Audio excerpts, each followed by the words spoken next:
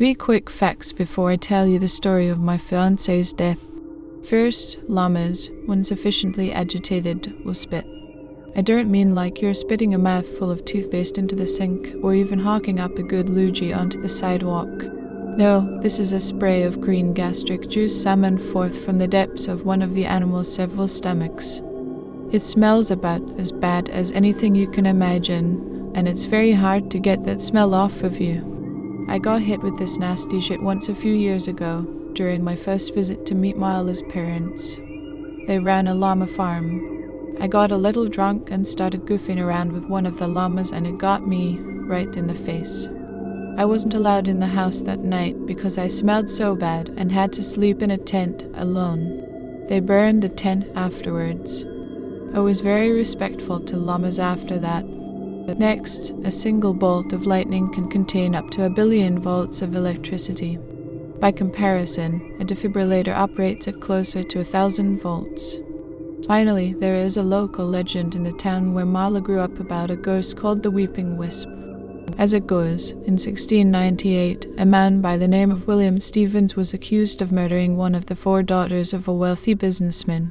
Stevens was found guilty, chained to a tree in the woods, and left to starve to death. He survived for 26 days, drinking what rainwater he could, and insisting that he was innocent until his throat was so raw that he couldn't talk anymore.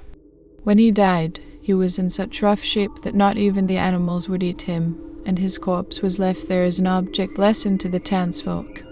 The corpse rotted away until it was a black, withered husk, and people said that it was weeping still, using whatever fluids still remained out of its eye sockets. Then the corpse disappeared. After that, the businessman who had accused Stevens of murder began to lose his other 3 daughters. There was no obvious cause of death. The young women were simply found dead, one by one. In his suicide note, the businessman claimed to have witnessed his last remaining daughter's death. It was caused by the rotted corpse of William Stevens, he wrote. Stevens was, by then, just a blackened wisp and still weeping. He had burst into the drawing room, placed his mouth over the young woman's lips, and hungrily sucked her soul out in front of her father. After describing all of this, the businessman confessed that the first daughter was never murdered at all. She had died by accident, falling off a horse. He had framed Stevens, who was a rising competitor and a threat to his business.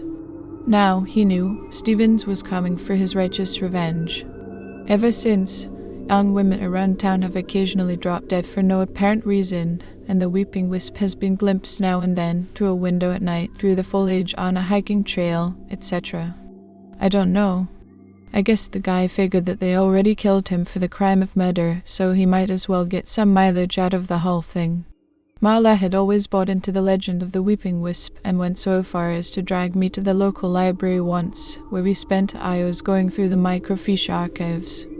There was enough there that you could convince yourself that the story was true if you didn't think about it too hard.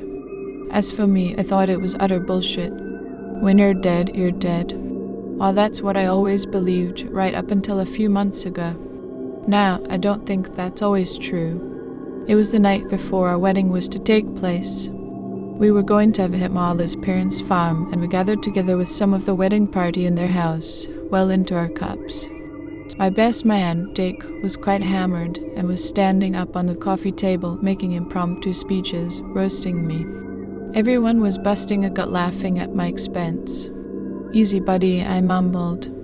"Don't want to be too hungover for tomorrow. Maybe you should call it a night. I ever tell you guys about the time Dave pooped his pants?" Jake bellowed to the audience. This wasn't when he was 1 or 2, he was 22. "Oh, I never heard that one," said Marla, delighted. I groaned. Well, it was 2 in the morning, and Dave here was hankering for some Taco Bell. There was a thunderclap, and rain started hammering down on the metal roof. "Shoot," said Marla's mom. It found us. A big storm had been forecast, but it had been uncertain if its path would cross the llama farm.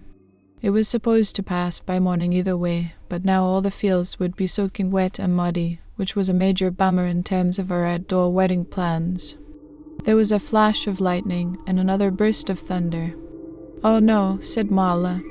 "Floppy." Floppy, or more formally Mr. Floppy Ears, was Mala's favorite llama. She'd named him as a kid and spent a lot of time with him growing up. He hates thunder, I better go check up on him. Baby, I said. It's pouring out, Floppy will be fine. No, said my fiancé. If I don't go out there, he'll be up all night freaking out. I want him fresh for the wedding. He has to be there. I sighed. All right, I'll come with you. No, I'm the only one he lets near when he's scared. I sighed again. All right, baby, do what you gotta do. Mala got up, put on her raincoat, and left through the front door. So anyway, said Jake, still standing on the coffee table, we find somebody sober enough to drive us to Taco Bell, and our boy here just goes absolutely nuts. No self-control at all. Crunchwrap Supreme. Yep, he'll have one of those. Shredded chicken burrito. Why get one when you can have 3? Doritos Locos. How many you got? The sounds of laughter were drowned out by the massive rumble of thunder, and the lights in the house cut out a moment later. Marla's father called the power company right away and was told that they were getting a lot of activity that night and were doing their best, but to expect a couple hours without power. Shoot, said Marla's mom. David, be a dear and get some candles from the kitchen, bottom drawer by the oven. There should be some matches in there as well. Of course, I said. Meanwhile, I can't wait to hear the conclusion of Jacob's story. I sighed in the darkness, then found my way into the kitchen with my phone's flashlight. I heard them all down the hall just absolutely cracking up at Jake's story. I fumbled around and found the candles and matches and brought them back to the living room. When I got there, Jake had finished his story and was gasping for air from laughing so hard. Oh God, he said through the tears. Then he straightened up. Uh-oh, I feel something brewing myself right now. He patted his stomach. Oof, all I can say is I hope the toilet flushes with the power out. Be right back. Without waiting for objection, Jake left the living room and headed down the hall toward the bathroom. I was glad of that. I loved the guy, but he was really laying it on thick that night. I jumped at the chance to change the subject and got Marla's mom to start talking about llamas, as I knew that once she started, there would be no stopping her and it would take the focus off me. It turned out to be a mistake because, in the spirit of the night, she went right for the story about the llama spitting on me. However, after everyone had a good cackle over that one, she did end up getting into her groove, and I knew that she'd have the floor for a while. Before long, an intense day of drinking and socializing caught up to me, and I nodded off on the couch. I was awakened some time later by a loud clap of thunder. My head was pounding, and I was more than ready for bed, especially knowing what a big day I had ahead of me. I checked the time on my phone. It was after midnight. I looked around in the flickering candlelight for my fiancé, but she wasn't there. Marla hasn't come back yet. How long does it take to calm a llama down? Oh, she'll be a while, dear, said Marla's mom. I'm gonna go get her, I said, standing up on wobbly legs. I walked over to the large bay window and looked out into the night. Does anybody have a raincoat I can borrow? The night lit up in a flash and I saw it out there a few feet from the house. Judging by the screams from behind me, I wasn't the only one. There was something crawling on its belly through the grass. It was mostly the silhouette I saw against the lightning, since its body, and particularly its face, was as black as the night itself. I saw the outline of thin wispy hair sticking out of its head. Did you see it? Did you see it? Cried Marla's mom. It's the weeping wisp, God help us. I'm a rational person, but I'm also not one to deny what's right in front of my eyes. Suddenly, I was very much awake, and as frightened as I had ever been in my life. Marla, I thought. I have to find Marla. The thought of going outside where that thing was crawling was terrifying, so I didn't let myself think about it. I just focused on moving towards the door. Just one foot in front of the other. But when I was halfway there, I heard that door open and froze in my tracks. I couldn't see what was standing there, as the candlelight didn't reach that far, but I sure could smell it. It was the smell of death. It was the smell of the weeping wisp, using gore from its eye sockets, come to feed its insatiable hunger. Behind me, I heard the sounds of panic. Furniture was knocked around as people scrambled over each other. I turned and ran as fast as I could towards the back door, struggling through the massive bodies that were trying desperately to escape the weeping wisp. I wanted to help them, but more than anything, I needed to find Marla. Maybe it was too late. Maybe the weeping wisp had already got her and was coming back for the bridesmaids. I made it outside and rushed through the rain, crazed with fear, calling out my fiancé's name. I reached the barn and saw that the door was standing open. I searched all around but found no trace of Marla. Had the weeping wisp sucked her entire body up? That wasn't how the legend went, but maybe the legend had gotten it wrong. I hunched over and vomited, then stood up and slapped myself in the face. She's out there, somewhere, I told myself. Maybe she got away from it. I stumbled back outside and began looking around wildly, desperately, uselessly. Even with my phone's flashlight, I couldn't see very much on account of the driving rain. "Mala!" I screamed. "Mala!" I tried to think rationally and optimistically. She must have run back to the house. So that's where I headed, back across the yard, back towards the house. Back to the weeping wisp. I could see the glow of candlelight inside through the bay window when I tripped over something. My phone went flying from my grasp, and I fell face first into the mud. I scrambled in a blind panic, reaching out with my hand, trying to find my phone. It must have landed with the flashlight down to the ground. Just as I was about to give up on the phone and run on through the dark, I felt it. It was soft on the surface, but as I pressed down, there was hardness underneath. I explored the object for a few moments before I realized what it was. It was a hand. Ma, I whispered. Ma. I tried a little louder. I crawled over and began feeling the body in the darkness. It was a body I knew well. It was Marla. Here's what happened, as cobbled together from different accounts.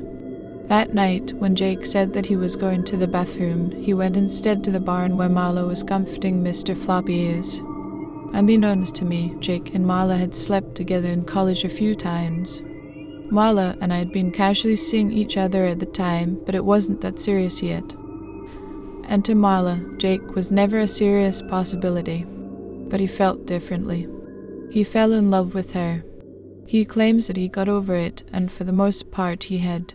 But on that night, the night before Marla was to get married with liquor coursing through him, Jake made the sudden decision to give it one last shot.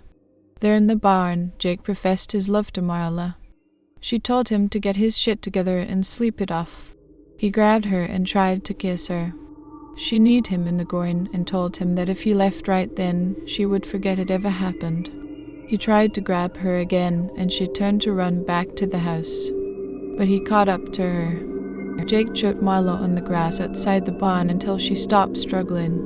When that happened, the realization of what he had just done came down like gravity on his head. He tried to get her up, but she wasn't breathing. He couldn't feel a pulse. Meanwhile, Mr. Floppy Ears was going wild in his pen. He managed to break out of it and rushed at the man who had attacked his friend, spitting on Jake's face. Already out of his mind with panic, Jake started running. He tried to form a plan as the rancid smell of llama spit circled around his brain, dancing with the horror of what he had just done. If he ran into the woods and away from the party, it would be obvious that it had been him who killed Marla. People were already probably noticing his absence. He decided to run back to the house, tried to sneak into the bathroom, and pretend that he had passed out on the floor after puking on himself. He'd still probably be found out in the end, but at least he'd have a chance. Meanwhile, as Jake was running back to the house, a bolt of lightning struck Marla squarely in her chest, jolting her heart back into action. She shot awake with a gasp, but found that her legs were too unsteady to support her weight. Her body was on fire with pain, and she dragged herself desperately through the muddy grass towards the house for help. That's when I saw her out the window. Her face had been scorched by the lightning, and she was covered in mud. Meanwhile, Jake had reached the house himself and had been pacing around the front door. Finally, he got up the courage to go inside and follow through with his plan. He opened the door, and that's when the repugnant odor of llama spit wafted in and reached the living room. Marla collapsed from the effort before she made it back to the house. Later, when I tripped over her body on my way to look for her, she was still alive, but not by much. The doctors said that it was a miracle that Marla was still alive, but also insisted that she probably didn't die in a technical sense that night. Once the heart stops, no amount of electricity can make it start again. Marla disagrees. After hearing what she has to say, I believe her. Of all that happened, this is the worst part. Marla died. She saw firsthand what happens when we die. The horror of getting choked to death, she says, pales in comparison to the horror of what she experienced after she died. It's a pit, she said. That's all it is. It's an endless pit full of dead people. We're piled on top of each other. I dropped right on top of it all. Not a second later, somebody fell on top of me. 2 people die every second in this world, and that's where they all end up, good or bad. On top of the pile for a moment. Then they start to get buried by the bodies of other dead people. I shivered but offered a rationalization.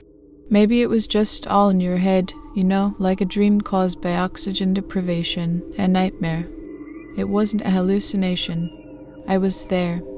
I couldn't move, but I could feel my body pressed up against the others. I could see around me, but not for long, as another body fell from above onto my head. I could smell and wanted to throw up, but I couldn't. I just wanted to get out of there, but I knew that I couldn't. Ever. Because on the way down, I saw how many bodies were there. Billions and billions and billions. You go there, and you stay there forever, and you're aware of your situation, but can't do a thing about it. I took a deep breath and looked down at Marla, lying scorched in the hospital bed. The look in her eyes left me with no doubt that what she was saying was true. Maybe you do get to leave eventually. Maybe that's just like purgatory, where they dump your body while they decide where your soul goes. Yes, said Marla. Maybe. But I could tell that she was humoring me. A heavy fog came over my mind and I needed a smoke. I'll be back in a minute, okay, baby? Okay. I walked out of the hospital and across the parking lot to my car where I had a pack of Camel filters. I reached in, pulled out a cigarette, and put it between my lips. My hands were shaking. I could picture the pit of dead bodies clearly in my mind. I could picture myself dropping down on top of it all. I could picture myself 100 years later, wedged in the middle of the pile now, never able to do anything but think about how miserable I was. If I hadn't lost my mind, I hoped that there was at least that mercy. That maybe after a while you just stopped thinking and your mind was totally blank. I looked down at my lighter, which I had pulled out of my pocket without even realizing it. It was automatic. You sure you want to smoke that, buddy? I asked myself. I snapped the cigarette in half and walked back across the parking lot in order to spend time with the woman I loved while I still could.